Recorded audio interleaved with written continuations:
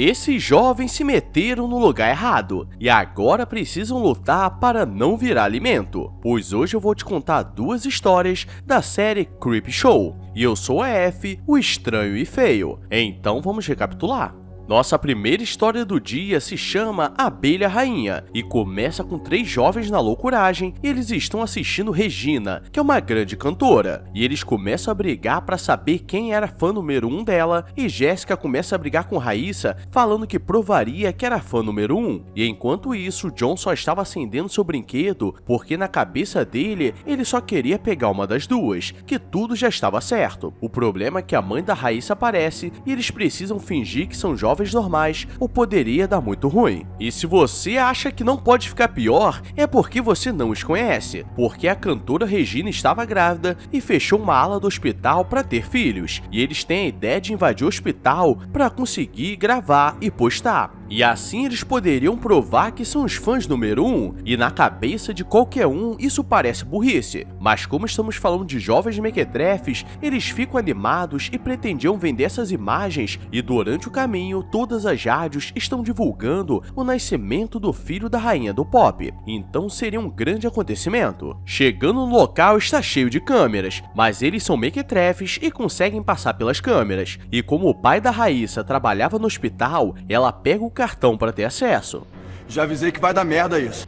E quando eles abrem a porta, vem Regina passando, mas logo atrás aparece um segurança negão da canela fina e eles percebem que deu muito ruim. E no desespero, o empurram da escada e acham que ele deu uma falecida de leve. E então esse cara fazia cosplay de canela fina. E agora eles precisam correr, porque tudo já começou dando errado. Entrando na ala que Regina estava, eles começam a observar para achar sua sala, mas percebem alguns cientistas carregando alguns corpos em algumas macas, e acham estranho, e John acaba fazendo barulho e quase que Jéssica é pega, mas ela consegue se esconder nas sombras, e quando a enfermeira olha para ela, ela estava com os olhos verdes como se estivesse sendo controlada, e misteriosamente Jéssica não foi vista e aquilo estava muito esquisito, e seria o momento perfeito para meter o pé, mas eles querem continuar, e encontram vários corpos e macas e todos estavam costurados. E é aqui que vem a grande transformação, pois eles encontram Regina, que estava em trabalho de parto, mas assim que ela toma uma injeção, ela começa a se transformar em uma criatura bizarra, e os enfermeiros estão com aquele olhar diferenciado, então estão sendo controlados por ela. E John consegue fazer mais uma burrice e tenta tirar foto, mas ele deixa ativado o flash, e nisso chama a atenção de todos. E agora eles precisam correr, mas quando Jéssica olha para trás, seus amigos estavam sendo controlados, porque aquela criatura emitiu uma frequência, mas de alguma forma ela não era controlada. E ela tem uma boa ideia e coloca algodão no ouvido da Raíssa, mas John acaba sendo atraído por ela, e leva uma picada na cabeça e dá uma falecida de leve. E as duas saem correndo porque vai dar muito ruim, mas os enfermeiros começam a aparecer e Jéssica faz de tudo para salvar sua amiga. E como a saída estava bloqueada, elas precisavam atrair os enfermeiros e acabar com um por um, ou no final, elas dariam aquela leve falecida de leve. E agora é o momento do mistério, porque elas conseguem chegar na saída, e Jéssica mostra que aquela criatura na verdade era Regina, e Raíssa fica balançada, porque essa é a oportunidade de mostrar quem era fã número 1 dela, e decide tirar o algodão para ser controlada. Quando Jéssica acorda, ela estava presa em um casulo nervoso, e Raíssa aparece com os olhos verdes e diz que como ela foi uma boa menina, Regina conseguiria alguns ingressos VIP para ela aproveitar o próximo show. E nisso ela pega um filhote que estava nascendo e coloca na cara da Jéssica, porque o mequetrefe já nasceu guloso. Aí eu te pergunto, como você sobreviveria essa primeira história? Deixa aí nos comentários, e agora deixa o like e se inscreve se for novo, porque a segunda vai rolar um pouco mais de loucuragem. Agora vamos continuar? E agora vamos para a nossa segunda história do dia, e ela se chama Relaxa, eu vou te comer. Que porra é essa, barreco?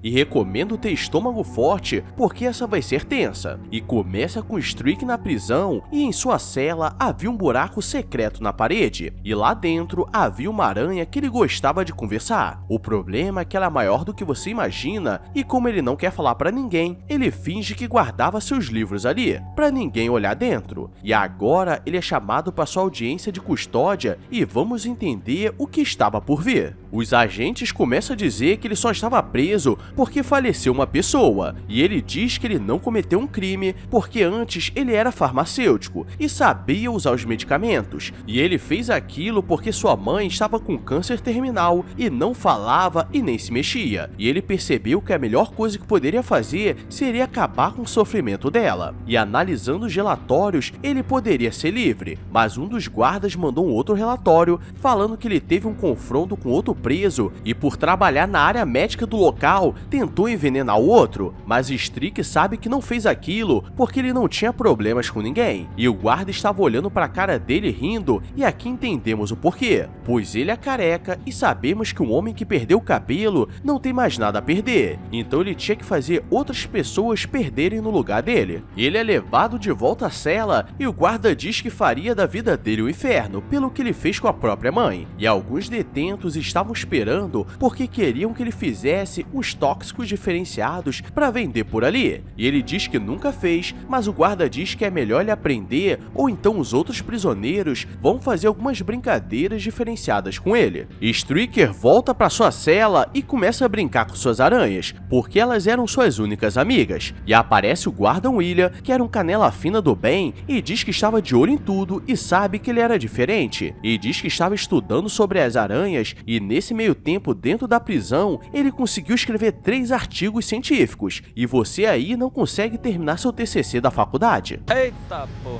William diz que ele recebeu uma carta anônima, mas que era urgente, e uma mulher enviou algumas anotações encontradas no Antigo Egito sobre as aranhas, e o estudo que ele fez sobre elas estava ficando famoso, e com aquelas anotações ele conseguia concluir seu trabalho, e nisso ele começa a alimentar as aranhas. O problema é que aquela que estava na parede era muito maior. Ele começa a lembrar de como foi parar ali, e sua mãe não falava nem se mexia, e foi diagnosticada com câncer terminal, e como estava sentindo muita dor, era a melhor coisa a se fazer, era acabar com o sofrimento dela. O problema é que nesse mesmo momento, aqueles caras entram na cela dele e diz que amanhã teria uma nova leva de medicamentos, e ele teria que fazer o tóxico que eles pediram, ou seria pior, e para mostrar que estavam falando sério, quebram o dedo dele e começam a quebrar os potes onde estavam as aranhas, mas aí que vemos que o mundo dá voltas, porque o prisioneiro tenta acabar com uma aranha, mas ela pula no olho dele e dá um mordidão nervoso, e no grito os guardas aparecem. O problema é que aquele careca diz que estava de olho em tudo e diz que as aranhas do Strick morderam o olho do outro detento enquanto que ele tentava dormir, e aquilo não fazia sentido porque eles estavam em outra cela, e ele se daria muito mal, mas o William estava ali para o proteger, mas no dia seguinte o diretor da prisão diz que por causa desse incidente, eles teriam que evacuar todos os presos porque jogariam inseticida em todos os lugares para acabar com esses insetos, e ele fica desesperado porque perderia suas amigas. E voltando para a cela, ele não tem escolha e usaria aquele papel antigo para invocar o antigo ritual, e diz para a aranha gigante que estava disposta a tudo e de alguma forma ela conseguia entender, e nisso ele começa o ritual e diz que ela poderia o comer ali mesmo.